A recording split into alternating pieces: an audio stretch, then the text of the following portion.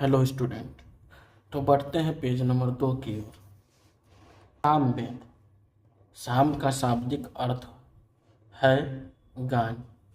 इस वेद में मुख्यतः यज्ञों के अवसर पर गाए जाने वाले रचनाओं मंत्रों का संकलन है। इसके पाठकर्ता को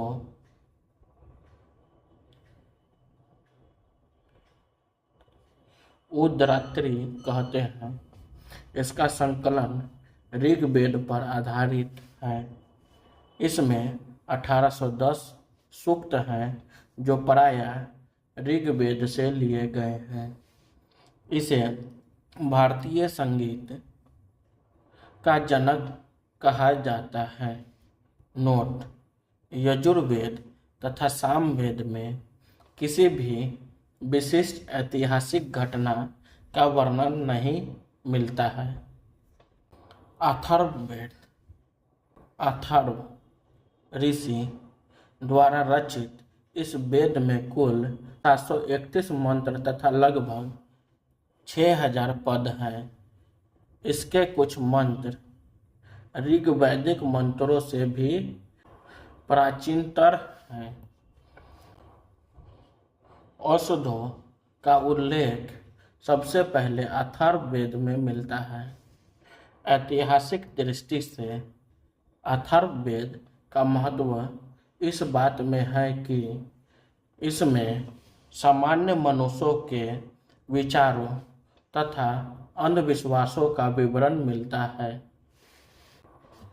पृथ्वी सूक्त अथर्ववेद का प्रतिनिधि सूक्त माना जाता है। इसमें मानव जीवन के सभी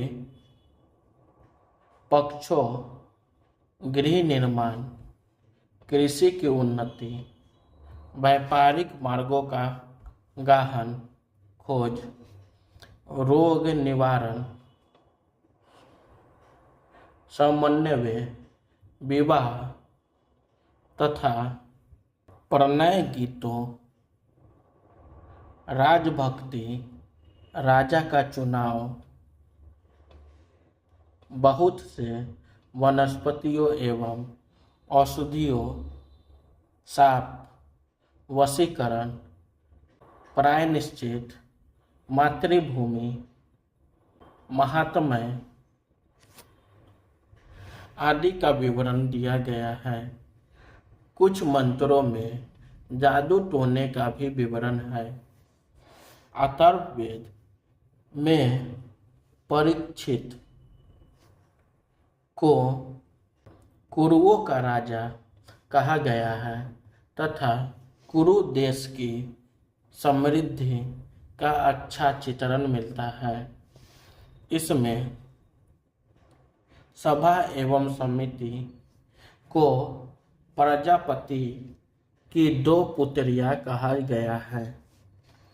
वेदों की भी कई शाखाएं हैं जो वैदिक अध्ययन और व्याख्या से जुड़े विभिन्न दृष्टिकोणों का प्रतिनिधित्व करती है। शाकल शाखा ऋग्वेद से जुड़ी एकमात्र जीवित शाखा है। यजुर्वेद को शुक्ल यजुर्वेद और कृष्ण यजुर्वेद 2 शाखाओं में बांटा गया है। मध्य निदान और काण्व शुक्ल यजुर्वेद तथा वाजसनेय संहिता की शाखाएं हैं। कृष्ण यजुर्वेद से जुड़ी शाखाएं काठक, कनिष्ठल, मैत्रायणी, तैत्तिरीय है। कौटुंब, अनायनीय एवं जैमिनीय या तलवकार सामवेद की शाखाएं हैं। अथर्ववेद की शाखाएं शौनक और पैपलाद हैं। नोट: सबसे प्राचीन वेद ऋग्वेद एवं सबसे बाद का वेद अथर्ववेद है। ब्राह्मण, आरण्यक तथा उपनिषद। संहिता के पश्चात ब्राह्मणों, आरण्यकों तथा उपनिषदों का स्थान है।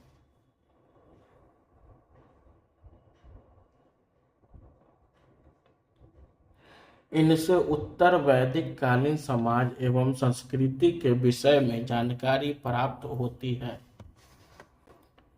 ब्राह्मण ग्रंथ वैदिक संहिताओं की व्याख्या करने के लिए गद्य में लिखे गए हैं। प्रत्येक संहिता के लिए अलग अलग ब्राह्मण ग्रंथ है, जिसे सारणी में दिया गया है। वेद, ब्राह्मण ग्रंथ ऋग्वेद, ऐतरेय व कौशितकी, यजुर्वेद, तैत्तिरीय व शतपथ, सामवेद, पंचविंश, अथर्ववेद, गोपथ। इन ब्राह्मण ग्रंथों से हमें परीक्षित के बाद और बिंबिसार के पूर्व की घटनाओं का ज्ञान प्राप्त होता है। ऐतरेय में राज्य अभिषेक के नियम एवं कुछ प्राचीन राजाओं के नाम दिए गए हैं। शतपथ में गंधार, शल्य, कैकेय, कुरु, पंचाल, कौशल, विदेह आदि राजाओं का उल्लेख मिलता है। वैदिक साहित्य में ऋग्वेद के बाद शतपथ ब्राह्मण का स्थान है।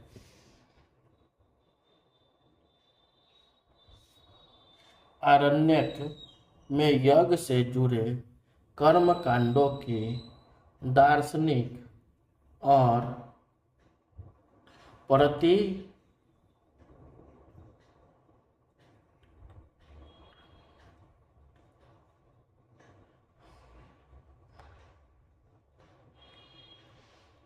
प्रतीकात्मक अभिव्यक्ति है। उपनिषदों की संख्या 108 है, जिनमें 13 को मूलभूत उपनिषदों की श्रेणी में रखा गया है। इसमें यज्ञ से जुड़े दार्शनिक विचार, शरीर, ब्रह्मांड, आत्मा तथा ब्रह्मा की व्याख्या की गई है। स्त्री की सर्वाधिक गिरी हुई स्थिति मैत्रेयनी संहिता से प्राप्त होती है, जिसमें जुआ और शराब की भांति स्त्री को पुरुष का तीसरा मुख्य दोष बताया गया है। शतपथ ब्राह्मण में स्त्री को पुरुष की अर्धांगिनी कहा गया है। ज्वालोपनिषद में चारों आश्रमों का उल्लेख मिलता है। स्मृति ग्रंथों में सबसे प्राचीन एवं प्रामाणिक मनुस्मृति मानी जाती है। यह शुंग काल का मानक ग्रंथ है। नारद स्मृति गुप्त युग के विषय में जानकारी प्रदान करता है। वेदांग एवं सूत्र। वेदों को भली भांति समझने के लिए 6 वेदांगों की रचना हुई। ये हैं शिक्षा, शुद्ध उच्चारण शास्त्र। कल्प कर्मकांडीय विधि। निरुक्त शब्दों की विलुप्ति का शास्त्र। व्याकरण, छंद व ज्योतिष। वैदिक साहित्य को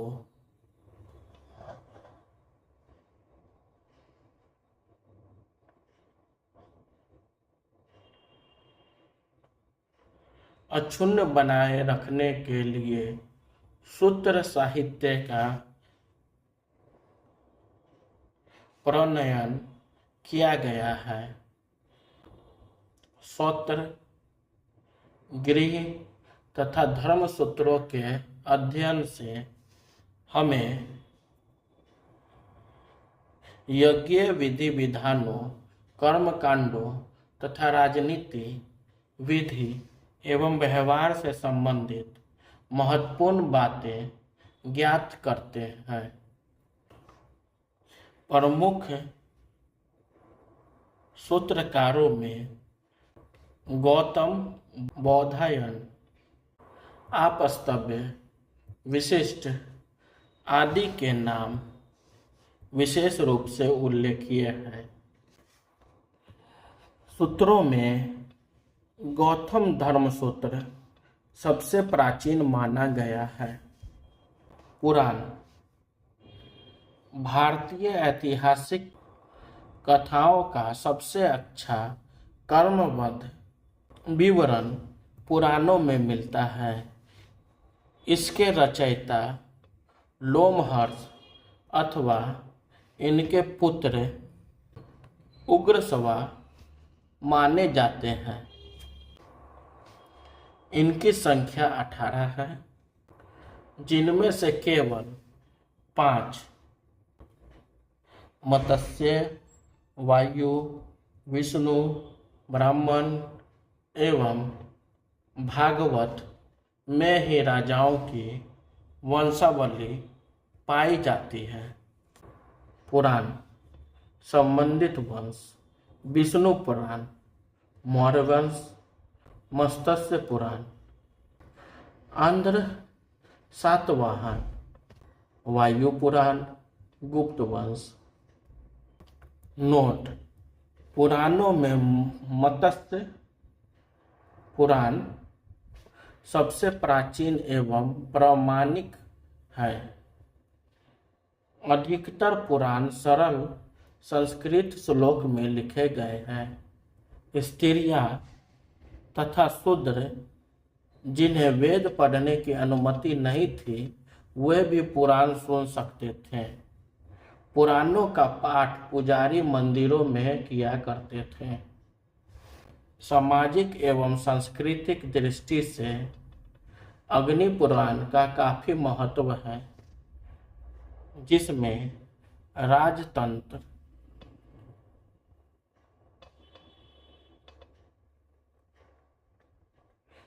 के साथ साथ कृषि संबंधित विवरण भी दिया गया है। बौद्ध, जैन एवं अन्य साहित्य जातक में बुद्ध की पूर्व जन्म की कहानी वर्णित है। हीनयान का प्रमुख ग्रंथ कथावस्तु है, जिसमें महात्मा बुद्ध का जीवन चरित्र अनेक कथानकों के साथ वर्णित है।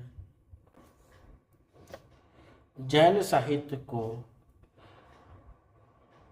आगम कहा जाता है। जैन धर्म का प्रारंभिक इतिहास कल्पसूत्र से ज्ञात होता है। जैन ग्रंथ भगवती सूत्र में महावीर के जीवन कृत्यों तथा अन्य समकालिकों के साथ साथ उनके संबंधों का विवरण मिलता है। अर्थशास्त्र के लेखक चाणक्य, कौटिल्य या विष्णुगुप्त हैं। यह 15 अधिकरणों एवं 180 प्रकरणों में विभाजित है। इसमें मौर्यकालीन इतिहास की जानकारी प्राप्त होती है। अनुवादक श्याम शास्त्री। संस्कृत साहित्य में ऐतिहासिक घटनाओं को क्रमबद्ध लिखने का सर्वप्रथम प्रयास कल्हण के द्वारा किया गया। कल्हण द्वारा रचित पुस्तक राजतरंगिणी राजाओं की नदी है। इस ग्रंथ में 8 सर्ग हैं जिन्हें तरंगों की संज्ञा दी गई है। इसमें प्रारंभ से लेकर 12वीं सदी तक के कश्मीर के शासकों का वर्णन है। अरबों की सिंध विजय का वृत्तांत चचनामा लेखक अली अहमद